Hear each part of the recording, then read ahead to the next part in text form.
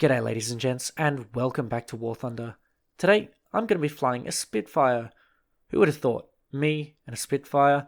This is the Spitfire Mark 9C. Now, unfortunately, I don't think they have the Mark 9C, but if you would like a diecast Spitfire, you can always pick one up from airmodels.net. The link is in the description below, and a part of that goes to basically helping out the channel, helping out myself a little bit, and helping to sort of upgrade and cover the cost of upgrading the system.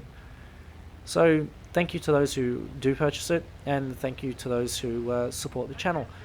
Just by watching, you do the same, and I really appreciate it nonetheless. So, Spitfire Mark 9C. What the hell is it?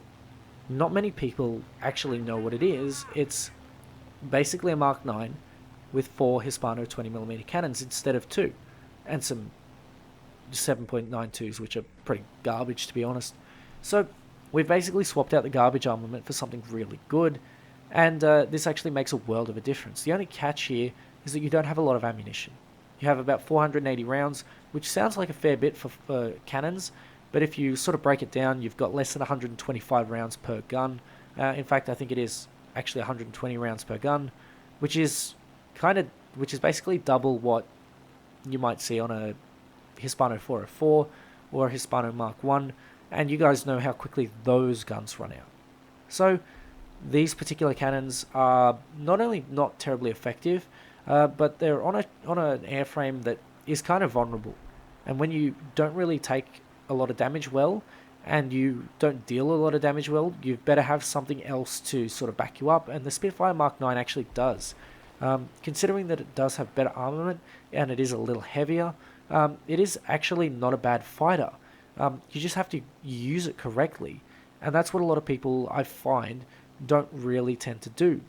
The Spitfire is actually a fairly hard plane to play. You might think, well, it's a turn fighter, what's so hard about it? But that's the point. It doesn't retain energy well, it climbs well, and it is very easy to fall into very easy pit traps and become energy trapped. And that's exactly what I'm going to show you guys how not to do here. The trick is, you've got to play your altitude, and the Spitfire can gain plenty of altitude quickly enough. It has a fairly decent climb rate, especially the Mark 9C, but especially things like the LF Mark 9. The LF Mark 9 is a climbing monster. It is one of those planes that will always get above your opponents, almost no matter what.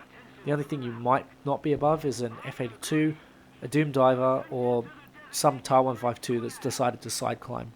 Maybe a Kai-84 or a Kai-83, but that's about it. The Spitfires really do climb well, and you need to utilize that as much as possible. What I'm doing here is I'm not climbing straight into the opponents. I am side climbing a little bit because that does help with the altitude advantage. Now, fast forwarding a little bit here, we've got a situation where we actually do have an altitude advantage, but I'm not going to go for the planes that I am above. In fact, I'm going to go for this G55S because the G55S is currently the highest target that I can see. Here's the biggest threat, and if a G55S comes and dives below me, I'm in big trouble because I'm kind of toe-to-toe with the G55. It's almost the same plane in terms of its turn fighting capabilities, and its energy retention capabilities are slightly different, but these two planes are highly comparable, and they both perform extremely similarly. Now, as I was heading towards the G55S, a 109 comes out from behind, and there is another 109 off to the side. So I have to be really careful of who I engage, and I've decided to continue with the G55S. Now, I noticed that he's going to pitch up for me, so I need to make sure that I have plenty of speed, and I'm going to go for a dive and pull away from the G55 before circling around in order to escape his gunfire. As soon as I've done that, I'm going to continue my turn, keeping it really nice and tight around the G55, and he's now realized that he is in a little bit of trouble. So, what's he going to do? He's going to bugger off. He's basically going to go for a little bit of a dive, but unfortunately I can't concentrate on the 55S because there is a 109 coming in. I go for a quick head-on, but unfortunately I don't trade anything, and then I spot an FW190 coming in straight towards me. Now, I do engage the G6 for a little bit.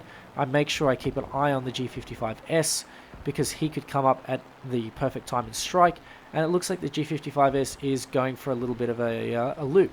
So what I'm going to do is I'm going to sort of give him a little bit, but then I'm going to bugger off because the 190 is going to come in, and if I don't deal with the 190, I will end up getting killed by him. Now, it looks like he's not paying attention at first, and then he turns in to face me. I notice he's got rocket pods, and then I see 2 rockets heading straight towards me. I don't really know what that's about, but, you know, you do you. I guess he's trying to be whip energy or something like that. So, now that we have the 190 sort of out of the way, I go with a little head-on with the BF-109G. I'm going to cut underneath him and then cut out as soon as I can, which will get me the opportunity to engage a rolling scissors. This has, however, put me at an altitude disadvantage with the G55S, so I do have to remember that there is still a G55S in the area, and I'm going to go for a quick little commit to this A5. I thought A5 Sabre for a second, but A5 190. I'm not spraying too much. I don't want to spray all of my ammunition, but I do have to sort of let loose a couple of rounds because he was rolling pretty heavily. So once that's done, it's time to go back to the 109. I'm not going to commit to him. I'm not going to go to him. I'm going to make him come to me, because at this point, he's going to have to drop a bit of altitude, and he may have to drop a little bit of energy in order to get to me. And hopefully, maybe, there's going to be a teammate there to sort of pick up the pieces in the case that I muck something up. Not only that, but if I do get into a situation where I'm in an energy disadvantage and I have to turn fight, there is another BF-109 there to collect me, and there's a B-17, and that is it to help me. So I am going to turn back. I'm going to try and engage one of them just as they decide that I'm not a juicy target. This particular engagement, or this sort of series of engagements, are really important in your understanding as to how to retain your energy. Never sacrifice altitude. If you can, always try and keep it as much as possible. That I say when I go for a little dive and lose an elevator to a BF-109 G6. I should have probably turned out instead, but even though I have half the elevator capacity, I'm still going to follow this guy all the way down to the deck, because I believe, you know what, fuck it, I've got nothing left. I might as well make the most of what I've got. And I thought, you know what, screw it, here goes nothing. And just as I do that, the BF-109 decides to go into a vertical in front of me, which is a really, really stupid basic mistake. And I managed to rip off a couple of flaps, and I'm going to follow him through. I'm just going to follow through. He can't really do anything if there's a Spitfire on his ass. A couple of little sparky things. His oil is on, not on fire, but leaking pretty hard. And I'm just going to roll over, go for a nice easy kill. I'm not going to rush. I'm just going to take my time with a couple of these shots, and I have less or about 100 rounds to spare. So I'm going to go and use them on the BF-109, and I don't really know what happened to the rest of my team, but they'll probably figure something out. It really sucks when you're in an altitude disadvantage, but what happens when you're in an altitude advantage? Well, here's exactly the case.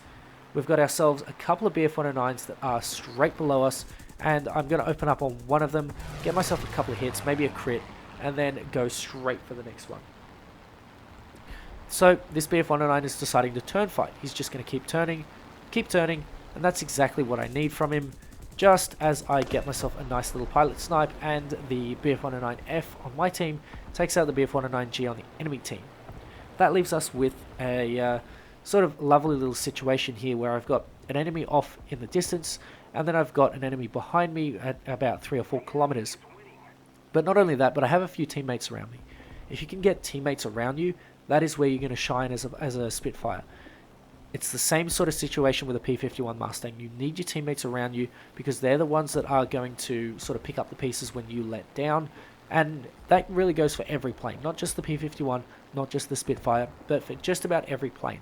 And you can see here, this guy is billowing a bit of oil or a bit of smoke, and it's time to engage. He goes into a vertical. This should be, in theory, a very easy kill if I can get my guns on target. And you can see I'm spraying a little bit, getting a couple of hits here and there, but I'm not really landing the mark. And until then, until that point, I basically managed to pilot snipe him.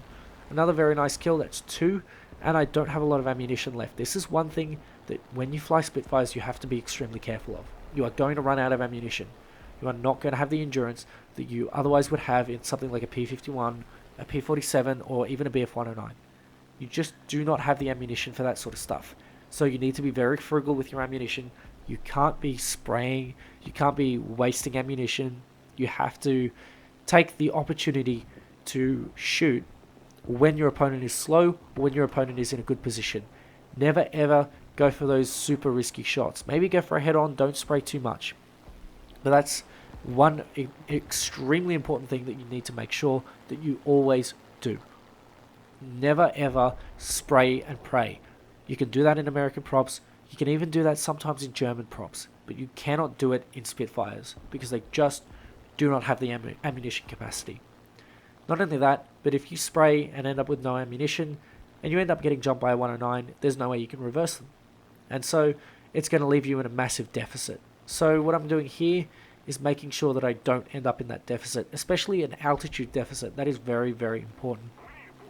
I'm going to basically try and get myself as much energy as possible, and as I go into the 3 kilometer range, I dive a little bit, I go for a quick head on, we don't trade anything, and I go straight up, putting that energy into altitude and making that 109 believe that I have a massive energy advantage over him, which I kind of do. But now I basically have my way with it.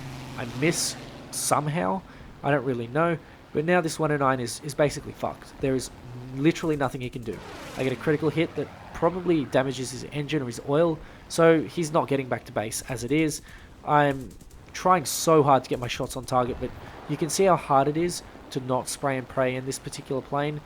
My god, maybe if I had the 7.62s or the 7.7s or whatever they are, the Brownings, basically, I would have had a bit of an easier time. But I'm just going to follow this guy down to the deck, because as soon as I finish with this guy, I'm heading back to base, because there is no more fight in for me. I just do not have the ammunition. So what I'm doing here is I'm making sure I'm not overspeeding. I'm basically going to go into a little bit of a vertical, make sure I keep my WEP on, and then I'm going to go back down, because if this guy's bleeding out of his engine, I'm going to have so much more of an easy time to catch him, and I'm going to have no problems out-energying him. Again, I somehow miss, and I have 24 rounds left. Just as this BF-109G spots a Ki 61 or a Kai 61, and I'm about to close the distance for a cheeky little shot here. But unfortunately, the Kai 61 and the 109 trade. Not really sure why it was in the Kai 61's mind to do that, but I don't know. I genuinely don't know. I'm a little bit lost for words on that one. But that leaves me with 2 kills and 2 assists. Now, forwarding on, I've landed, repaired, rearmed. This P-47 here is deciding to try and strafe us when we take off. I'm going to cut underneath him, and then I'm going to cut out, and he's going to plonk himself straight into the ground. Don't runway strafe, guys. It's not worth it. It's really, really not worth it. And so, that leaves me with 3 enemies on the board. 1 LA-5, a TAR-154, and an ME-264. If that P-47 had played his cards a little bit better, he would have absolutely ringed us, because there's just 2 of us left, 2 Spitfires, and we basically need to carry the game. So, what are we going to do? Climb. Climb in a Spitfire. That is the one thing that I can always recommend, keeping your altitude and keeping that altitude advantage. It is so important. It is the one thing in a Spitfire that you really need above all else, is altitude. Because if you don't have it, people are going to boom and zoom you, people are going to energy trap you, and you're going to have a hard time. It doesn't matter what guns you have, doesn't matter what maneuverability you have. If you don't have speed, if you don't have altitude, if you don't have energy, you are not going to win a dogfight. And it doesn't matter what plane you're in. Maybe something with ridiculous acceleration like the BI, but anything else, it's basically a lost cause. You are not going to get anywhere without any altitude. So, what's next? Well, the LA-5 looks like he's not interested in me, and there's a TAR-154 heading towards me. Now, I'm confident that this Spitfire is going to be able to deal with the LA-5, so I'm going to leave him with them, and that will basically stop it turning into a 2v2, and now it's 2 separate 1v1s. Now, a 1v1 is very easy for a Spitfire to win. All he has to do is turn as long as he has the altitude. However, if it's a 2v2, that sets you up to be basically baited and switched, and a lot of planes can start to play their energy advantages in that sort of situation. So what I'm going to do is I'm going to look to the TAR-154, and I'm going to go for a quick head-on. A little squeeze here. Now you have to aim fairly high for the Hispanos. I realize they have a fair drop, and I get a beautiful head-on kill right there with that 4 Hispanos. They are really, really deadly guns in the right hands. They just need to be aimed correctly, and you need to be firing them only when you're sure that you're going to get the kill. If you're going to take speculative shots, you're going to waste too much ammunition, and if you're going to bomber hunt as well, you've got to make sure you have plenty of ammunition. Have a look here. I managed to critical the ME-264, and these things are not to be messed with. They are flying tanks. you really have to know where to place your shots, or you have to be pretty lucky. So what I'm doing here is I'm basically going for the pilot. I managed to shoot the engine out, and that's basically the end of this guy. He manages to get himself killed, and that is basically the match. So that's pretty straightforward. Keeping your altitude, not spraying and praying, and basically doing as you would do in any other plane, working with your team. So ladies and gents, that is the Spitfire 9C. If there are any other planes that you want me to sort of showcase, especially Spitfires, do let me know in the comment section below. As for me, I hope you have a good day. Take care, and I'll catch you next time.